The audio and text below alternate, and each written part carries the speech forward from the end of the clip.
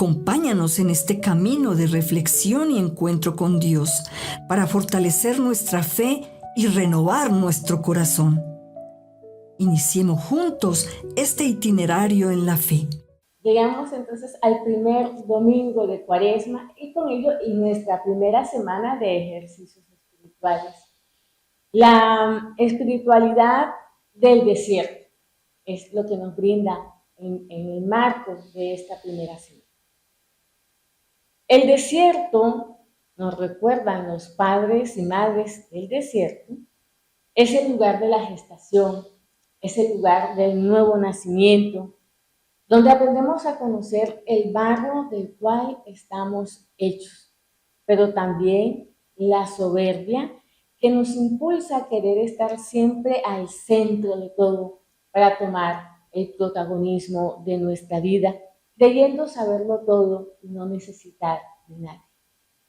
El desierto también es la escuela donde se aprende a vivir según la regla de un maestro y así alcanzar plenamente la transformación del corazón hacia su verdad más profunda e íntima.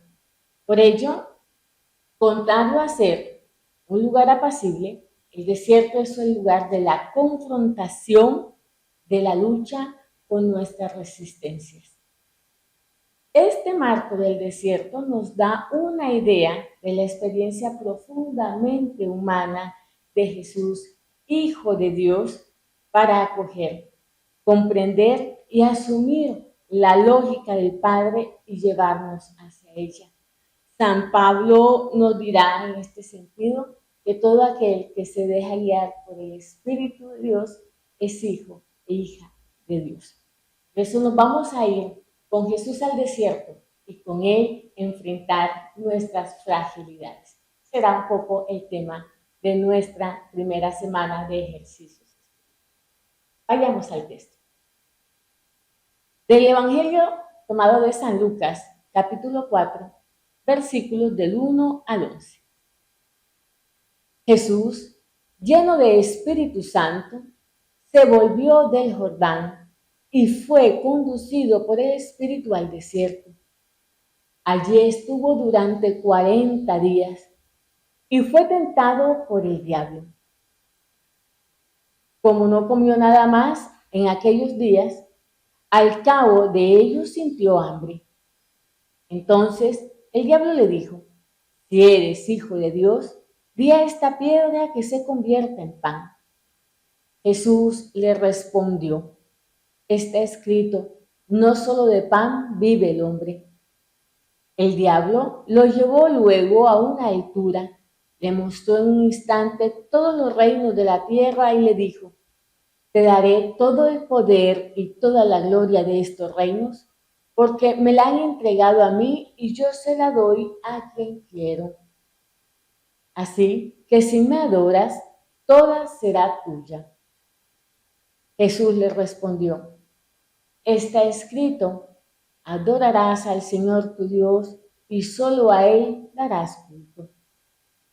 Lo llevó después a Jerusalén, lo puso sobre el alero del templo y le dijo: si eres hijo de Dios, tírate de aquí abajo, porque está escrito, a sus ángeles te encomendará para que te guarden, y en sus manos te llevarán para que no tropiece tu pie en piedra alguna. Jesús le respondió: está dicho, no tentarás al Señor tu Dios. Acabadas las tentaciones, el diablo se alejó hasta el tiempo propicio. Palabra del Señor. Gloria a ti, Señor Jesús. Ponemos entonces bajo la presencia del Espíritu para que sea Él el que nos guíe como a Jesús en el desierto a través de la palabra.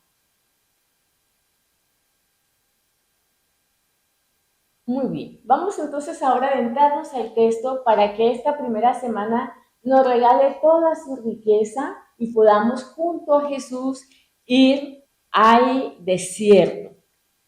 Como decían los padres y madres de la iglesia, entramos al desierto bajo la guía de un maestro. no podemos ir solos. El desierto es un lugar peligroso, un lugar en el que si no conocemos quizás no podríamos vivir.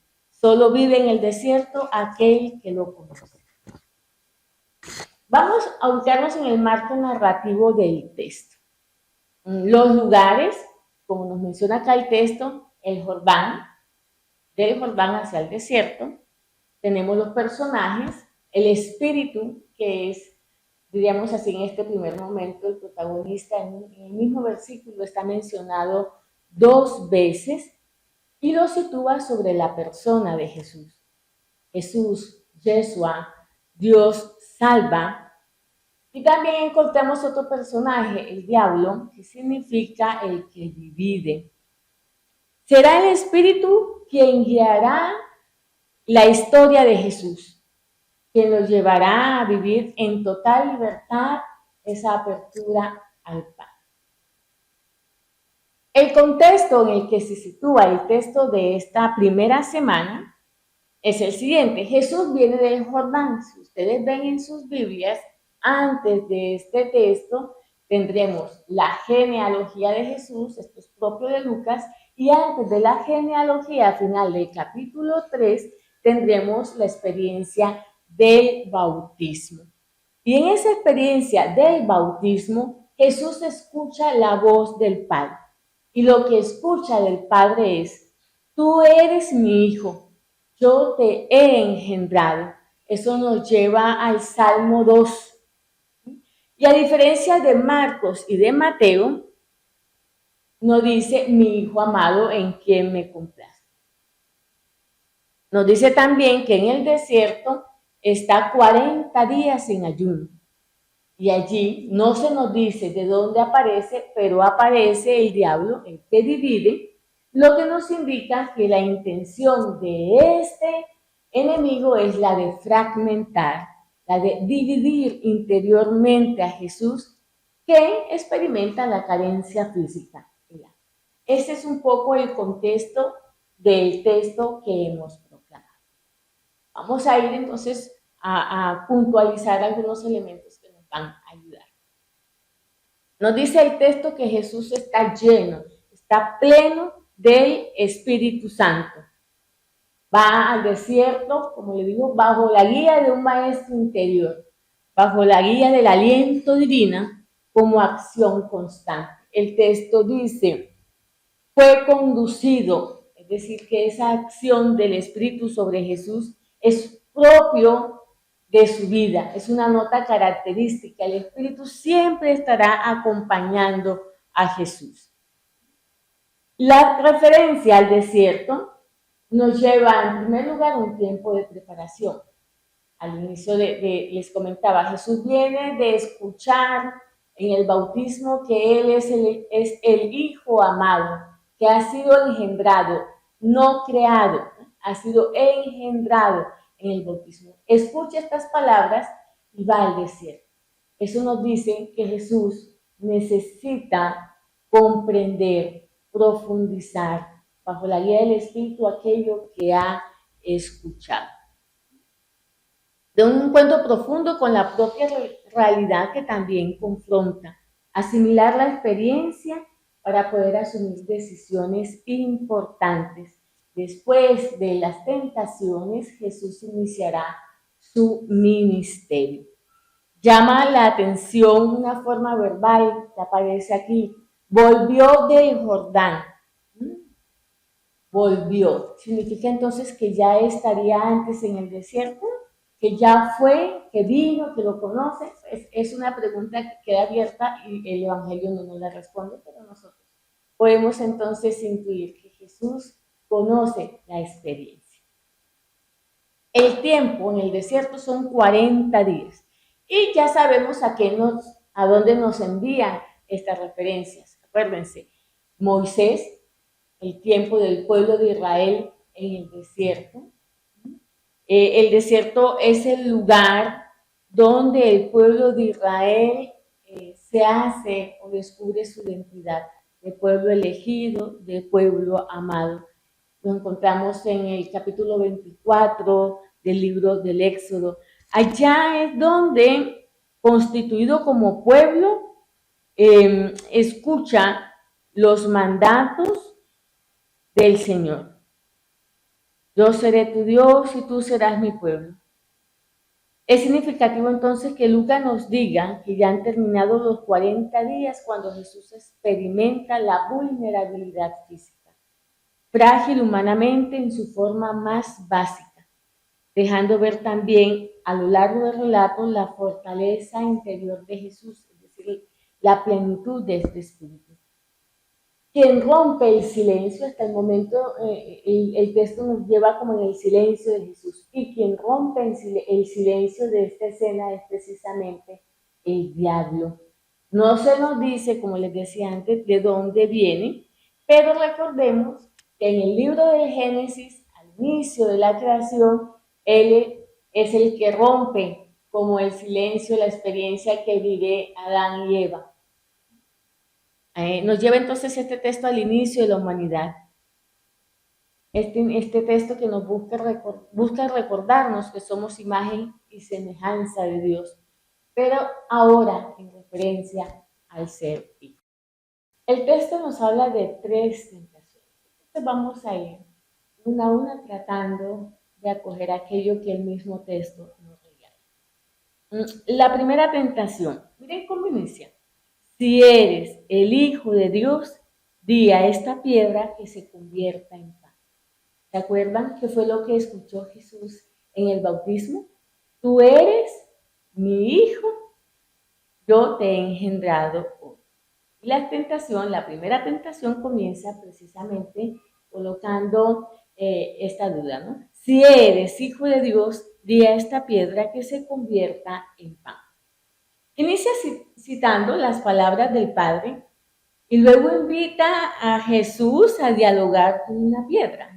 Es una cosa absurda, es una lógica perversa, porque lo que quiere entonces el maligno es que Jesús se reconozca Hijo de Dios para atribuirse derechos. El primero es revelarse, dirigiéndose no a Dios en su necesidad, sino que coaccionándolo o obligándolo para que de manera violenta utilice su poder sobre la naturaleza para beneficio personal. Al final, cuando meditemos el misterio de la cruz, recordaremos que Jesús, al ser Hijo de Dios, reconocerse, vivir profundamente su identidad, entenderá que ser Hijo de Dios no le atribuye derechos. Y en ese sentido, el diablo busca que él utilice su ser Hijo de Dios para beneficio personal, para que domine a su antojo, como y cuando quiera o lo que necesite. El alimento es fundamental para la subsistencia y por demás es un instinto muy básico. El manejo inadecuado de nuestras carencias básicas puede llevarnos a la dependencia y a la esclavitud. De ahí que el texto nos remita, como hemos afirmado, al Génesis. Por una parte, porque es en ese deseo de saber, de querer, de desear lo indeseable, lo que hace que la primera pareja transgreda el mandamiento de Dios. Y por otra, también nos recuerda la primera murmuración del pueblo de Israel contra Moisés en libertad en el desierto, cuando, estando en libertad, añoraba el alimento de la esclavitud en Egipto. Éxodo 16, versículo 1. Si eres hijo de Dios, haz que esta piedra se convierta en pan. La respuesta que le da Jesús nos da a entender que logra percibir de alguna manera que la voz que ahora escucha no viene del Padre. Recordémonos siempre la referencia al bautismo, pues sabe que su palabra es promesa cumplida. Te humilló, te hizo pasar hambre, te dio a comer el maná que ni tú ni tus padres habéis conocido, para mostrarte que no solo de pan vive el hombre, sino que el hombre vive de todo lo que sale de la boca de Yahvé. El enemigo cita las Escrituras, pero Jesús también le responde con las Escrituras, porque como podemos percibir, logra intuir que la voz que ahora habla frente a su necesidad, ante su fragilidad, no es la voz del Padre. Logra diferenciarla y responde también confiado en la promesa, en la palabra. Vamos a la segunda tentación. En la segunda tentación se omite la parte de si eres hijo de Dios, y esta es la parte más densa del relato. Se nos presenta ahora un cambio de escenario. Ahora nos vamos a un lugar alto, es decir, un lugar donde es posible contemplar toda la panorámica de una realidad y en la que se ofrece a Jesús el dominio de los reinos, remitiéndonos también a la experiencia idolátrica del pueblo de Israel en el desierto cuando se hizo un becerro de oro que le representara a todos. Eso lo podemos encontrar en el capítulo 32 del libro del Éxodo. Pues hasta ahora este pueblo que salió de Egipto nos hace pensar que quizás de ahí no salieron solo personas pertenecientes al pueblo hebreo, sino de otros pueblos que no conocían a Yahvé. Y, ¿por qué no? Los mismos hebreos, a raíz de toda su realidad de esclavitud, habían también olvidado, dejado atrás la experiencia del Dios fiel. Por eso cuando Dios llama a Moisés, le pregunta su nombre. Bueno, por si acaso le preguntaban el nombre de qué Dios iba. El diablo, ¿qué le dice a Jesús? Los reinos de la tierra le han sido dados y Él se los da a quien Él quiera. Escuchamos aquí que se atribuye la pertenencia de los reinos de la tierra, en contraposición a lo que será el mensaje de Jesús, que es el reino de Dios. A este aspecto se va a referir Jesús después, cuando instruye a los discípulos sobre el forjar relaciones, no como los reyes de la tierra, sino desde el reinado de Dios. El diablo pide a Jesús que le adore, que se arrodille ante él. Esto significa que Jesús le reconozca como su Señor, concediéndole el dominio sobre él. La respuesta desenmascara esta intención cuando se utiliza por el verbo utilizado por Jesús, que puede traducirse también como servirás, declarando su total sumisión y servicio al Padre. Jesús es el siervo de Dios. La escena también puede contraponer la experiencia de Abraham, que desanimado es invitado por Yahvé a contemplar el objeto de la promesa, la tierra, y hacer alianza. Esta segunda tentación entonces como una invitación a depurar la imagen de Dios que nos hemos creado, a destruir esa imagen idolátrica que tenemos de Dios, ese Dios que podemos también manipular a nuestra manera, ese Dios que puede también justificar nuestras fragilidades, también con ese deseo de tomar el lugar de Dios en nuestras vidas y colocarnos nosotros al centro. Jesús no se pone nunca en el lugar del Padre, sino que reconoce el señorío del Padre sobre él y lo pone al centro de su vida. Luego nos vamos a otro cambio de escenario, donde se da la tercera tentación. Y aquí nos dice que ahora es el templo y la parte más alta del templo. El templo ubicado exactamente en Jerusalén. El texto no nos dice que está en el templo de Jerusalén, pero solo hay un templo, lo que nos hace suponer que estamos allí. Lucas le interesa resaltarlo para lanzarnos hacia lo que será el destino final de Jesús en la cruz en Jerusalén, donde confirmará no solo la identidad de hijo, sino también lo que esto implica. Camino que va del desierto hasta la cruz, marcado por las tentaciones. Será precisamente en el templo donde Jesús tendrá las grandes batallas en las que se pondrán en tela de juicio su identidad y ministerio. Será el lugar donde será condenado por blasfemo al declararse hijo de Dios.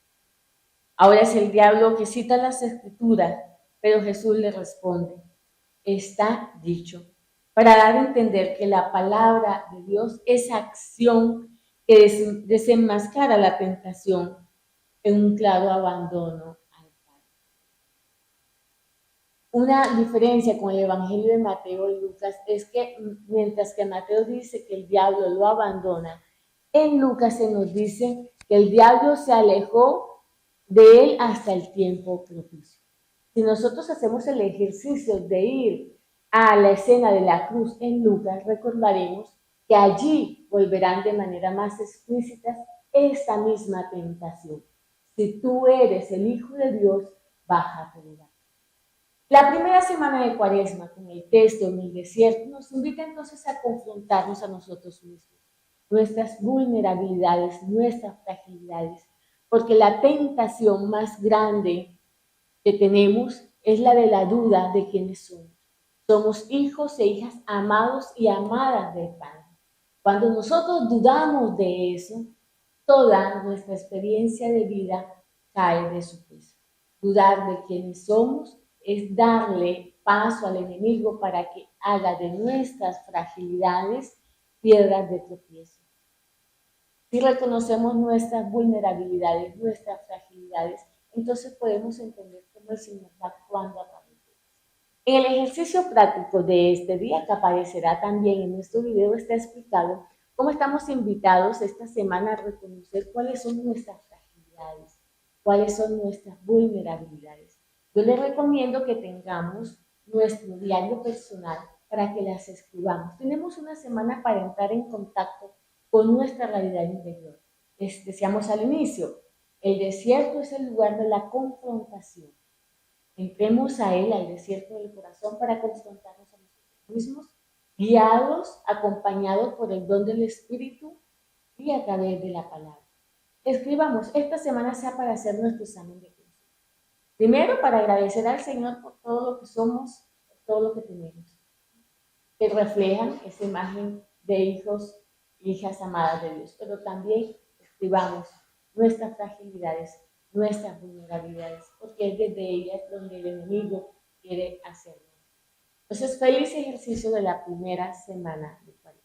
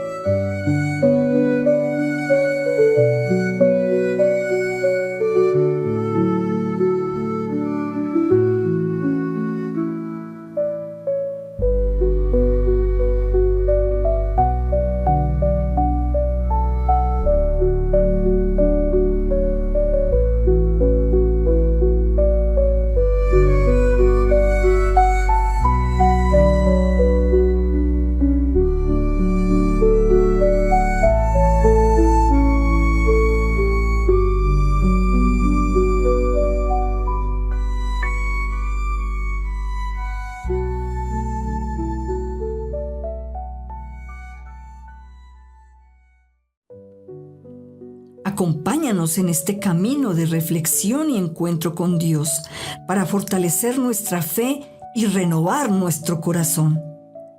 Iniciemos juntos este itinerario en la fe.